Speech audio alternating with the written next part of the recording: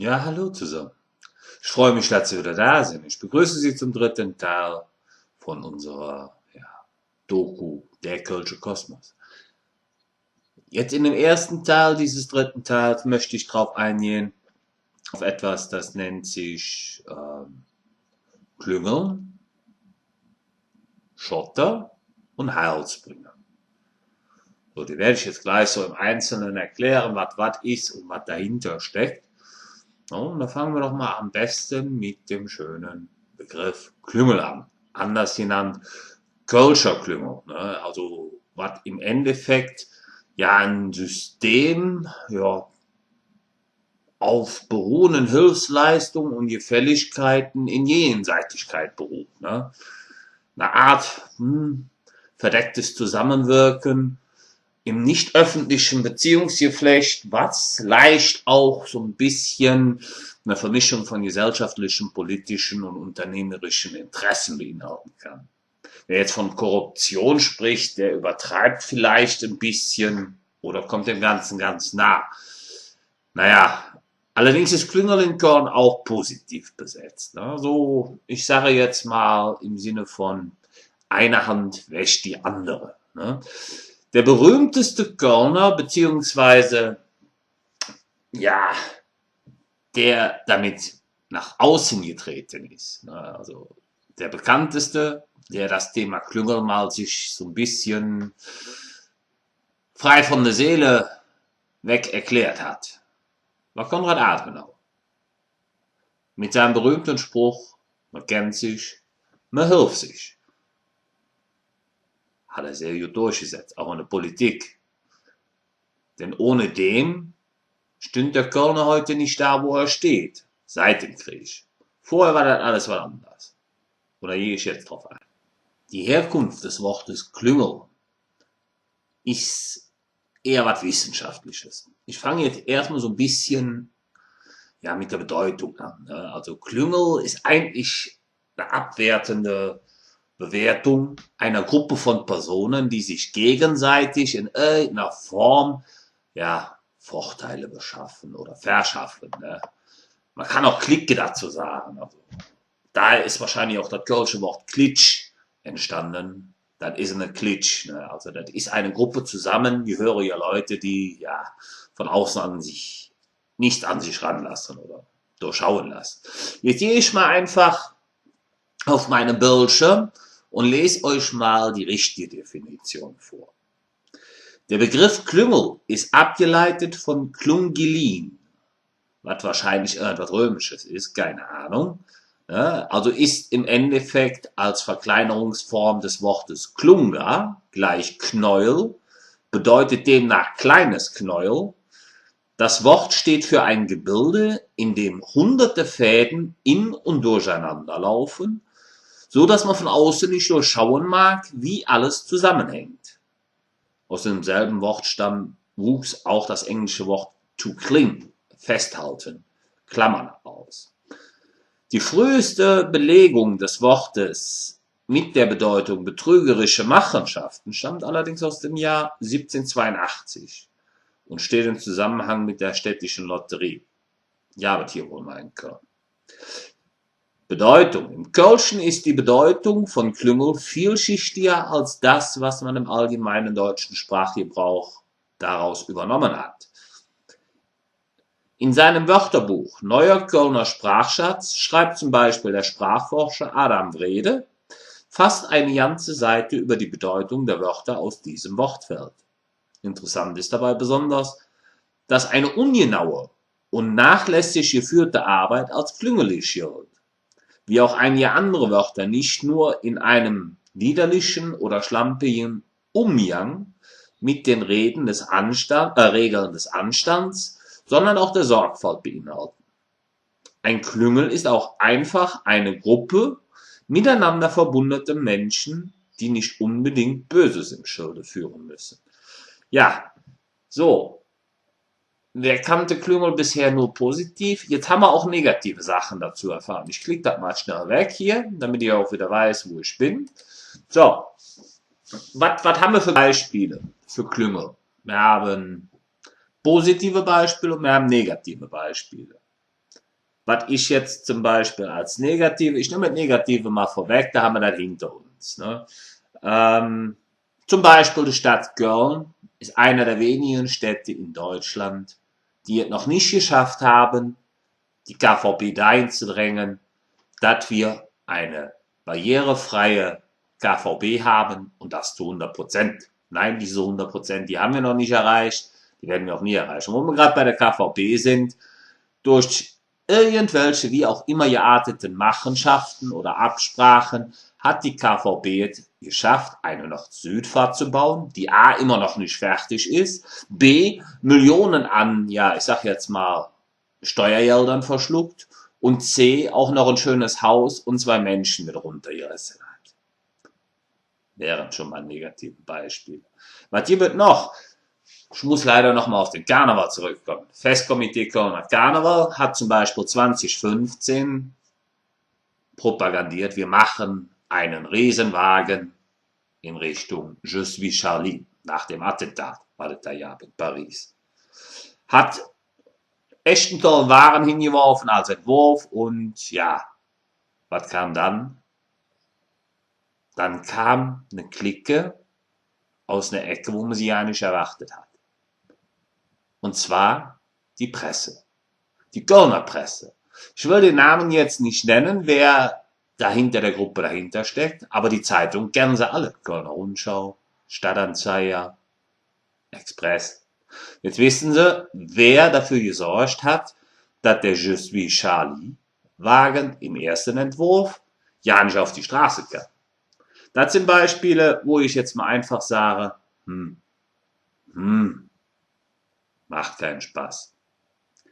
Nächste ist, gerade kürzlich erlebt, der Wahlerfolg von 2014, den die SPD hier in der Stadt gefeiert hat,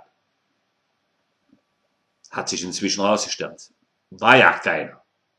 Haben die aber gewusst. Deswegen haben die ein Jahr lang behauptet, das ist so. Müssen wir neu auszählen lassen. Was ist dabei passiert?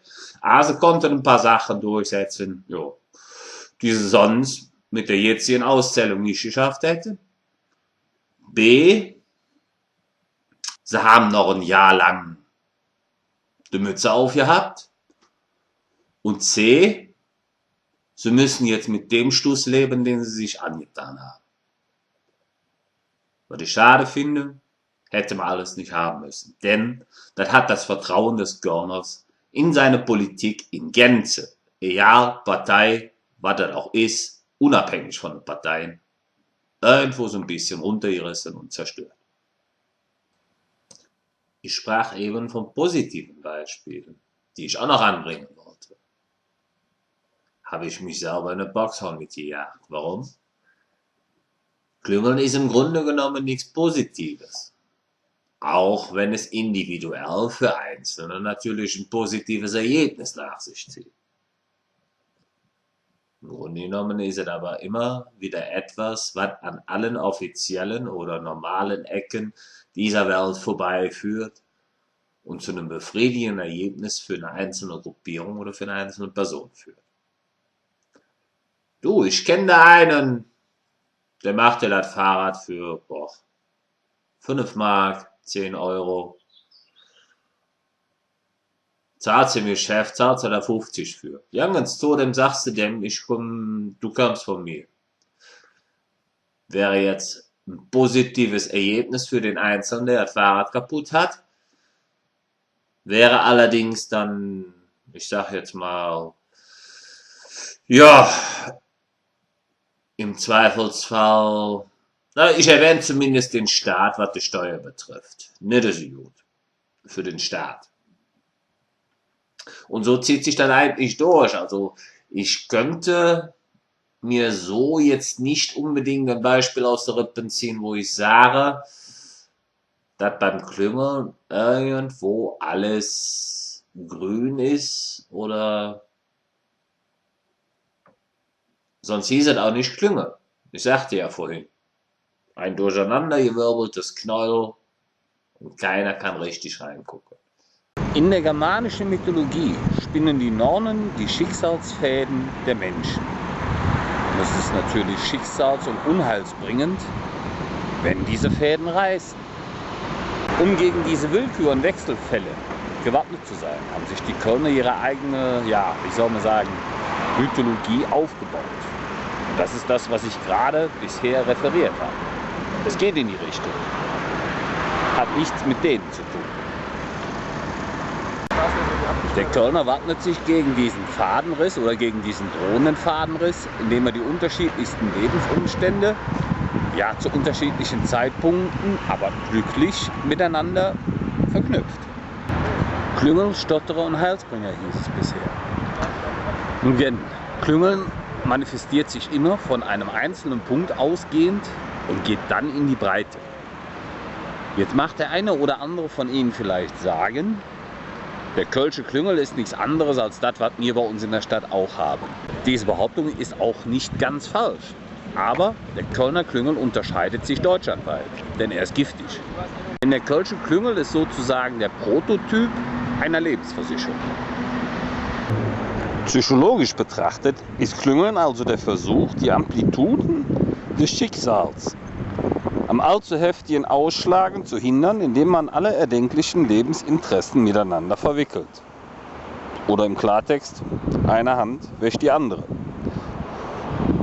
Und diese Handwaschverpflichtung, die kann an den unterschiedlichsten Orten zum Tragen kommen.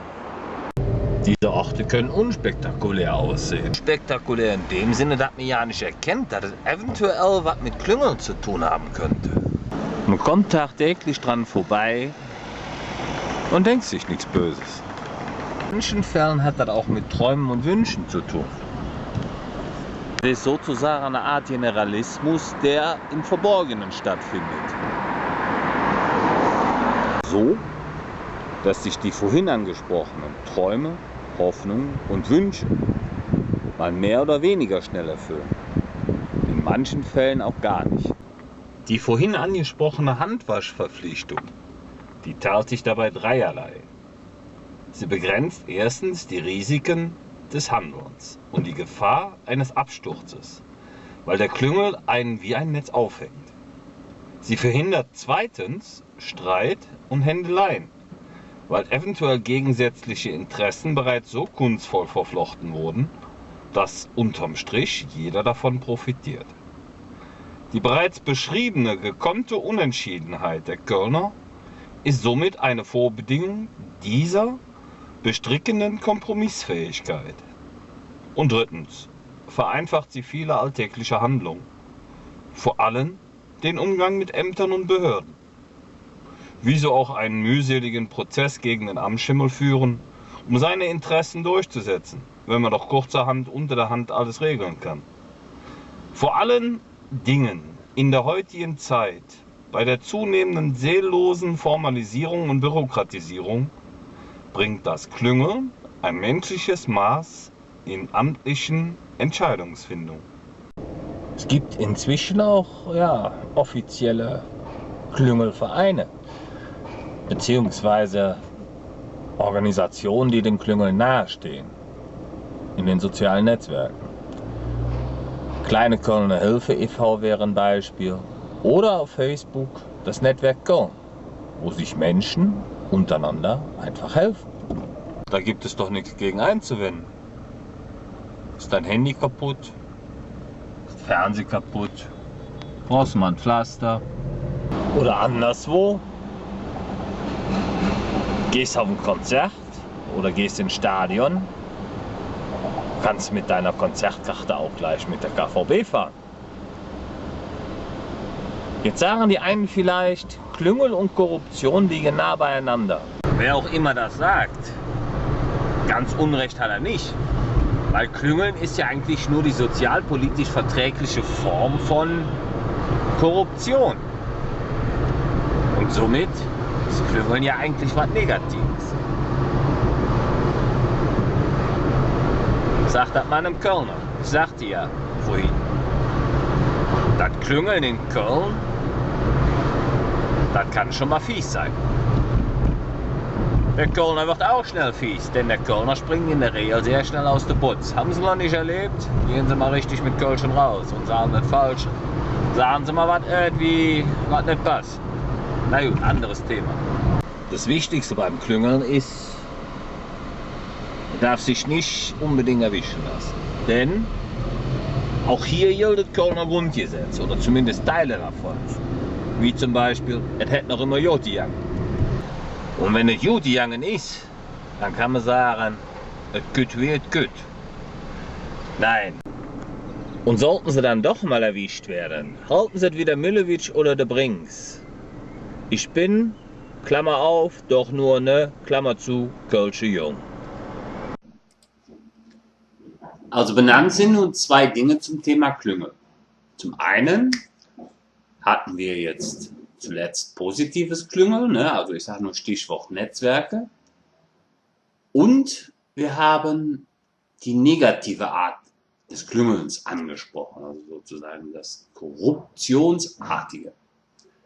Fällt mir übrigens ein, als 1958 im Kölner Rathaus ein Glockenspiel angebracht wurde, das hatte 48 Glocken, ne, wurde unser ehemaliger Oberbürgermeister und Bundeskanzler Konrad Adenauer auf der größten dieser Glocke verewigt. Und zwar von den Handwerkern mit einem Spruch, der da lautet, ich lese den mal ab hier am Bildschirm, der ist die Brille an. Unsere Schirmherr, der Kunrad, der Hück ganz groß regiert, hätt dat als Bürgermeister he im Rathaus gediert. Also für all diejenigen, die des Kölschen, Tiefenkölschen nicht so mächtig sind, übersetze ich das mal. Unser Schirmherr, der Konrad, der heute ganz groß regiert, hat dies als Bürgermeister hier im Rathaus gelernt. Ich denke mal, das ist was für die Ewigkeit. Denn, er hat es ja selber angesprochen mit seinem Lieblingsspruch, den er, also ist auch für mich einer der tollsten Aussagen, die ein Bundeskanzler je gemacht hat. Man kennt sich, man hilft sich. So, ja, aber im Grunde genommen wollte ich nochmal auf das Negative eingehen des Klüngels. Ne? Also korrupte Systeme sind im Grunde genommen ja dann auch relativ starr und dadurch entwicklungs- und ja, ich sag jetzt mal fortschrittsfeindlich, weil dadurch werden ja mentale Stadtmauern, Grundmauern erstmal aufgebaut. Ne? Also das heißt im Endeffekt, allem Neuen gibt mir erstmal keine Chance, man meldet es so, wie man immer gemacht hat und keine Ahnung, also in die Richtung. Ne? Ich möchte jetzt mit euch mal zusammen eine Antwort finden auf die Frage, warum gerade Köln für diese Art des schädlichen Klüngels so anfällig ist.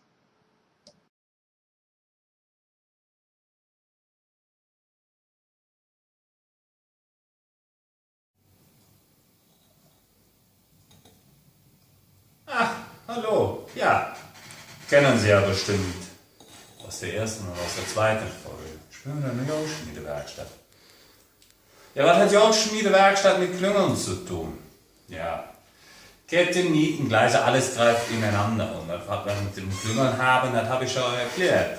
Ein verworrenes Gewühl von Anfängen und Enden, die man nicht auseinanderkriegt. Und ähnlich ist es auch bei uns in der Stadt. Obwohl Klüngeln ja immer noch positiv bewertet wird hier in Köln, hier wird leider auch Dinge, die man generell uns ansprechen sollte, und das sind die Verworrenheit zwischen Kultur und Politik, die wir hier haben. Weil, überlegen Sie mal, die meisten Leute, die bei der Stadt arbeiten, die in Ausschüssen tätig sind, wo Dinge über diese Stadt entschieden werden, die hängen zum Beispiel auch bei den Karnevalsgesellschaften ganz oben mit drin.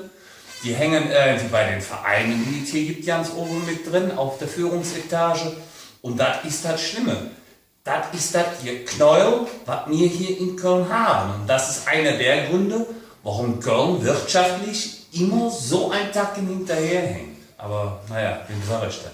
Ich mache lieber weiter hier und arbeite noch ein bisschen an die Altschmiede. Ja, jetzt muss ich das Ding auseinander machen. Klick. Der Übergang von Klüngel zu Korruption ist in Köln fließend. Ich meine, hier ist es woanders auch, aber naja. Der Kölner hat dabei das Problem, seines mangelnden Selbstbewusstseins, des Eigenwerts, was wiederum zurückgeht darauf, dass er sich ja eigentlich nicht entscheiden kann. Also er ist ein ewig werdender Träumer, Werder, Macher, aber wenn irgendwas fertig ist, ja, dann weiß er nicht mehr, was er tun soll. Und das ist vielleicht auch einer der Gründe, warum man hier in Köln es nicht durchgesetzt hat, dass zum Beispiel diese Treppe in Deutsch rechtzeitig fertig wird, dass wir ein Problem haben jetzt mit der Oper. Wussten Sie eigentlich, dass 1680 ein gewisser Nikolaus Güllich gegen die Korruption im Stadtrat vorgegangen ist und doch diverse Leute aufgrund klüngeligem Verhaltens angezeigt hat, denen der Prozess gemacht worden ist und die dann zum Schafott geführt wurden? Ja, das hat sich die Stadt so lange gefallen lassen, bis das irgendwann ihn selber angeklagt haben, also den Güllich, und ihm widerfuhr dasselbe. Ja, dann war dann der Kopf ab, das Haus wurde niedergerissen, da wo er steht, es wurde ein Erlass erlassen, der besagte, an dieser Stelle, wo dieses Haus vom Güllich stand, das wir jetzt eingerissen haben, darf nie wieder was gebaut werden. Ja, bis man dann irgendwann dahin kam und sagte, jo, setzen wir dem Ganzen noch eine Mütze drauf und da, wo das Haus vom Güllich gestanden hat, steht heute der Karnevalsbrunnen. Aber der Kölner hat sich gewandelt.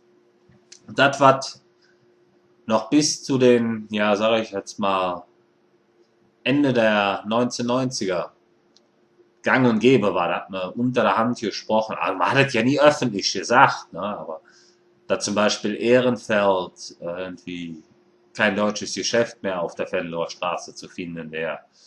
Dass wir eine Moschee bauen. Was soll man denn mit einer Moschee? Wie? Und die will auch noch höhere Türme als der Dom haben? Das geht ja nicht. Solche Dinge wurden unter der Hand besprochen oder nicht offen gesagt. Und das war eine der tiefsten, dunkelsten Phasen der Neuzeit, die der Klüngel hervorgebracht hat, die auch sehr viel verhindert hat hier in Köln. Die Augen geöffnet wurden im Kölner 2004 durch den Anschlag in der Kolbstraße, der 10 Jahre später, 2014, in dem Berlichtefest sozusagen eine Art ewiges Mahnmal erhalten hat. Und das steht uns Kölnern ganz gut, weil dem Kölner sind dadurch die Augen geöffnet worden, dass wir uns nicht nur in der eigenen, ja, heimischen Welt umzuschauen haben, dass wir nicht irgendwie von vornherein sagen, der ist nicht von hier, der ist fremd. Und er hat noch ja nicht Kölsch getrunken, er hat noch ja nicht Kölsch gesprochen und er hat sich noch ja nicht irgendwie dazu geäußert, dass er Köln wunderschön findet. All diese Dinge, die zählen heute nicht mehr beim Köln. Oder nehmen nicht mehr dieses Gewicht ein, die es dann bis zum Ende der 90ern hatte. Jetzt haben wir eine Zeit hier in Köln, die uns wirtschaftlich voranbringen kann. Es sei denn irgendwie, es werden Prestigeobjekte für die Stadt erwählt, die keiner nachvollziehen kann. Ich erwähnte vorhin die Deutzer, ja, sage ich jetzt nichts mehr zu, das ist meine eine Meinung. Ich sage auch nichts dazu, dass mir deutschlandweit, was die KVB betrifft, die wenigsten, ja, behindertenfreundlichen Bahnhöfe haben für Straßenbahnen. Sage ich jetzt auch nichts zu. Es hat sich trotzdem viel gewandelt und das sollte man nicht außer Acht lassen. Der Kölner ist auf einem neuen Weg, sich neu zu identifizieren, sich neu zu finden. Und ich würde mal sagen, lassen wir das Thema Klüngel jetzt mal langsam aber sicher ruhen, denn zum Klüngeln haben wir fast genug gesagt. Es geht jetzt nur noch um das Thema Abschottern und Abstottern und ein bisschen um den Eigenwert. Dazu möchte ich gerne noch was sagen und dann ist die Folge 3 als geballtes Wissen über Köln, der sich fast ausschließlich auf den Klüngel bezog, was ein Thema ist, was hier nicht totzuschweigen ist, beendet. Die Kölner haben sich eigentlich seit jeher hinter ihren Stadtmauern versteckt gehabt. Das wurde klar, nachdem dann die Preußen nach Ende des Ersten Weltkriegs all die Stadtmauern bis auf gewisse Einzelwerke geschliffen hatten. Im Rahmen des Versailler Vertrages musste einiges davon geschliffen werden, entfernt werden. Und somit musste der Kölner sich der Wirklichkeit stellen. Ein Prozess, der bis heute noch angeht oder andauert, sagen wir mal so. Doch der Kölner kommt damit immer besser zurecht. Was benötigten wir dazwischen? Ja, wir benötigten dann schon Erfolge, wie zum Beispiel Fertigstellung des Müngersdorfer Stadions oder das 1978 mit dem FC. Der FC ist sowieso eine Identifikationsfigur für den Kölner schlechthin, an der er sich dauerhaft und permanent hochziehen kann, neben dem Karneval. Nur vom FC hat man halt ein bisschen länger was, ne? Also gefühlt. Egal ob die absteigen oder nicht, der Kölner steckt da immer dahinter. Ne? Aber auch da hatten wir etwas, was uns immer wieder hochgebracht hat. Und davon ist der Stadionfertigbau oder die Fertigstellung des Stadions eines davon. 78 waren wir Pokalsieger und Meister.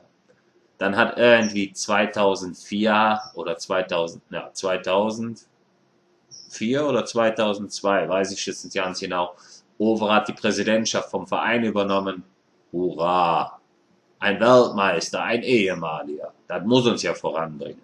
2006 sind wir trotzdem abgestiegen. Aber da kam der nächste Heilsbringer. Da war Christoph Daum. Und so jabet in den letzten Jahren immer wieder irgendwas, woran der Kölner versucht hat, sich hochzuziehen, hochzupuschen. Sie kennen doch die Geschichte von den Heinzelmenschen der Müllersfrau, die aus ihrer Neugierde heraus dafür gesorgt hat, dass die Heinzelmenschen, die uns bis dahin immer geholfen haben, weg waren. Das kann man aus psychologischer Sicht jetzt so sagen. Dadurch, dass die Neugier zu groß wurde, gerieten alte Mauern ins Wanken. Ja, soll mit der Frau jetzt Gott sein? Nein, würde ich mal sagen, nicht, denn diese Geschichte ist eigentlich zukunftswirkend für die Stadt, auch wenn sie mir das jetzt vielleicht nicht glauben, aber seitdem wir wissen, uns hilft keiner, also helfen wir uns selbst, hat das die Struktur des Kölner Wesens nach vorne hin verändert. Es hat im Endeffekt für eine einzigartige Neustrukturierung gesorgt, diese Geschichte, auch wenn es uns heute erst so richtig bewusst wird, dass sie einzigartig ist. Denn Neugier entspricht dem Wunsch, Dingen auf den Grund zu gehen, Fragen zu stellen, offen Dinge anzusprechen. Ich sagte ja vorhin, gewisse Sachen sind vorher unter der Hand angesprochen worden und nicht richtig klar geäußert oder geklärt worden. Jetzt hat man hier in Köln den Mut. Jetzt spricht man die Dinge offen an und hinterfragt sie. Es gibt in Köln ein Grundgesetz. Und einer der Artikel davon, ich glaube, das ist Artikel 10, heißt, was soll der Quatsch? Diese Frage ist eigentlich, die generelle Frage hier in Köln geworden, mit der sich leicht definieren lässt, was brauchen wir wirklich und was bringt uns voran. Das, was ein Güllich nicht geschafft hat, das, was durch die Neugier der Müllersfrau angeregt worden ist hier in Köln, ist ein Köln, das nicht erstarrt, sondern sich in eine produktive Beweglichkeit, Struktur hineinmanövriert hat. Ein Köln, das sich behaupten kann.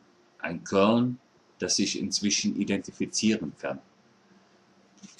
Nicht nur identifizieren, sondern auch weiß um seinen Stellenwert. Und somit sind wir Kölner nicht nur innerhalb unserer Stadtmauern jetzt wer, sondern wir sind auch nach außen hin inzwischen ein immer stärkerer und ernstzunehmender Wirtschaftsfaktor geworden. Und das ist gut so. Ja, das war Teil 3 unserer Dokumentation, der Kölsche Kosmos. War ein bisschen streng, war ein bisschen viel Thematik, ja, zu Dingen, die man eigentlich sonst nicht anspricht. Und der eine oder andere möge mir verzeihen, dass ich jetzt angesprochen habe, aber man sollte es schließlich wissen, wenn man hier in Köln lebt, dass es so was gibt und wie man damit umzugehen hat. Und ich hoffe, dass ich euch heute dadurch, dass ich es angesprochen habe, ein bisschen was mitgeben konnte und ein bisschen Basiswissen verbreiten konnte, die euch hilft, hier in der Stadt ein bisschen besser zurechtzukommen, zum einen, aber euch auch zum anderen dazu animiert, stärker an dem zu arbeiten, was diese Stadt und uns Kölner voranbringt. Als da wären Menschlichkeit, Miteinander, die heimische Wohligkeit und die Entscheidungsfreude. Nach vorne zu gucken und das gemeinsam, ohne nach links und rechts irgendwie sich abschweifen zu lassen, zu sagen, das ist fremd, das wollen wir nicht. Sie merken ja nach wie vor, ich hänge an der Stadt, ich hänge an der Geschichte, ich hänge an der Kultur. Aber man muss sie auch kennen. Man muss wissen, was einen hier erwartet. Und nur so kann diese Stadt, wenn man sich damit befasst hat, aus ihrer Starre erwachen, die sie gerne nochmal, ja, Küsse höck nicht, Küsse moi, mit sich trägt. Um Geschichte, Kultur und Wirtschaftlichkeit unter einen Hut zu bringen, brauchen wir hier mutige Köpfe, die das eine bewahren und das andere nach vorne bringen. In diesem Sinne, ich freue mich auf Teil 4 und das war der Kölsche Kosmos Teil 3.